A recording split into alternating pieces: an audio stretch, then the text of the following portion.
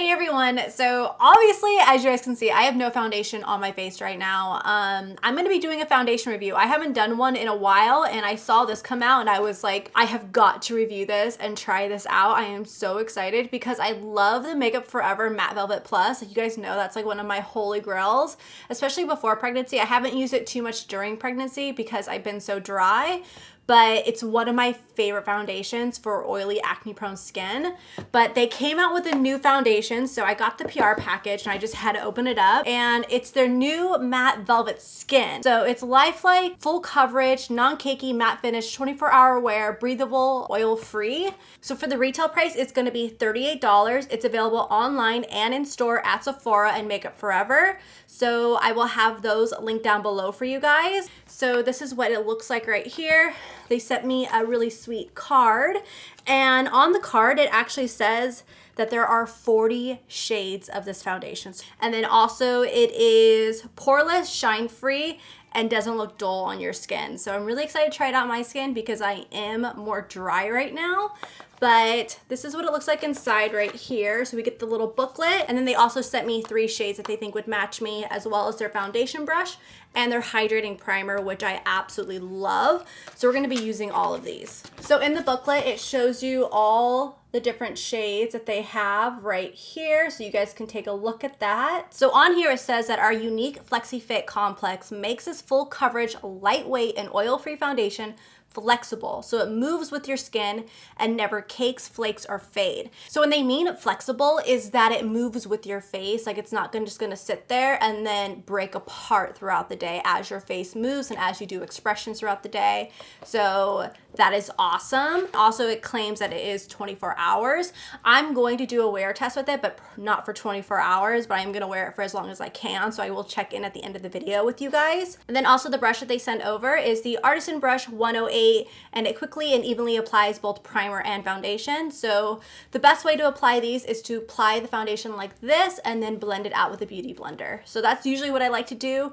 That's what I do on the norm. I usually use a different brush though. The one I use a lot is the Pro Flawless 56 brush from Sephora. I have 2 of these, like look at I have 2 of these. And then I also have like the little mini one too that I got from my Sephora Rouge package. Like this is like an amazing brush, you guys, but I'm excited to try this one out with the foundation, and we're definitely going to be using the primer because my skin is dry and this is a matte foundation. So hopefully it works out for me.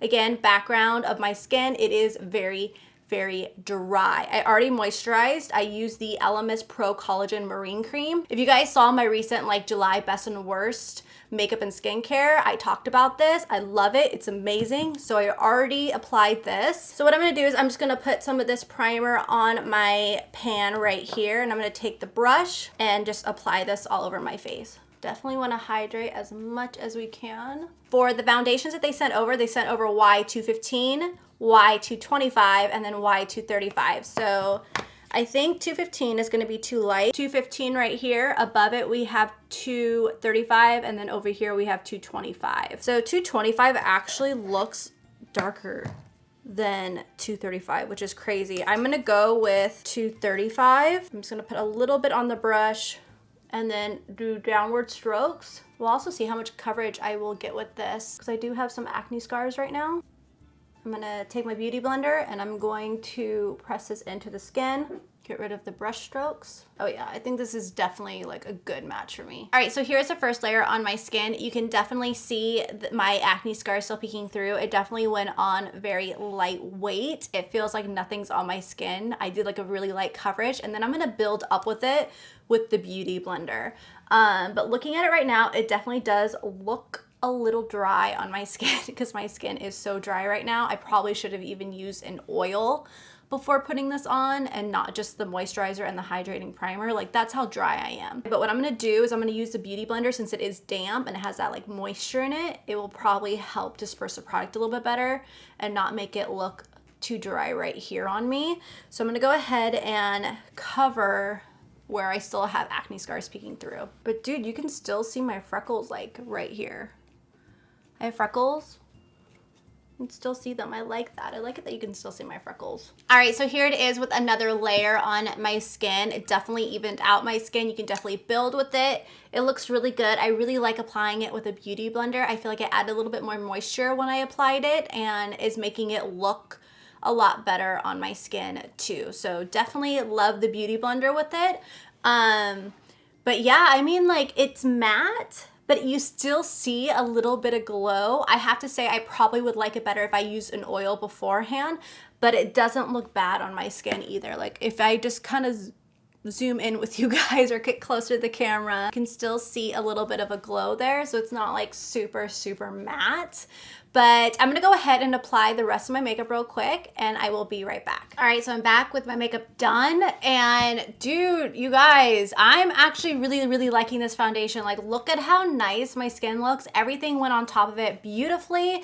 I will have all the other products that I am wearing listed down below, but just in case if I forget, my lip color, I always get asked my lip color every single video. This is the NARS Velvet Lip Glide in Swing. It is so pretty. I'm telling you, I talked all about these in my July best and worst.